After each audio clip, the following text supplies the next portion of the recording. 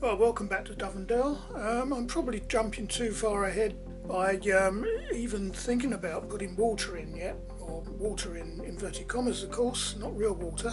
But I thought, as I've got all this scenery sorted out now as far as form goes, putting in some resin down the bottom, and I'm using tin foil as a sort of tray to contain it all.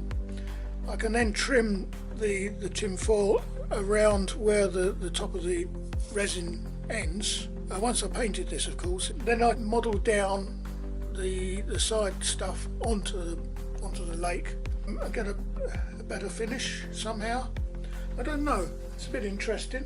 First of all though, I've got to colour this base part somehow, and I think it's just going to keep moving around myself, but oh no, it seems to be staying still. So we need a nice dark base. This is acrylic, seems to be taking well, and what I'll do is I'll put lighter colours around the edge so to give the middle part a deeper look to it.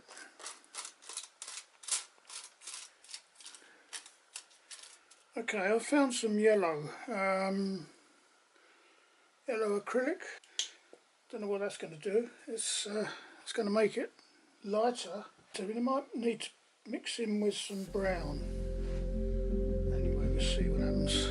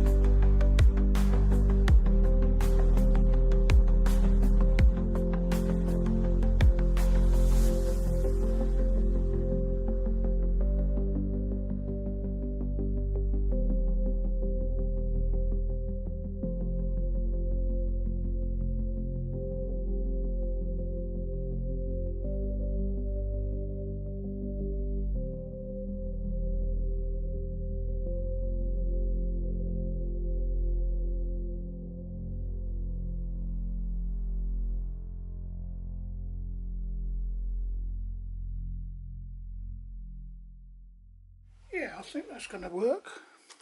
We'll leave that to set now, or not set, dry. Tomorrow I'll try some artificial water, drop into it and see what happens. While I can't do much more on the lake at the moment today, just a word about couplings again. This seems to be cropping up as a bit of an issue all the time, trying to get them to work properly using magnets, and what I had was a small staple on the other wagon.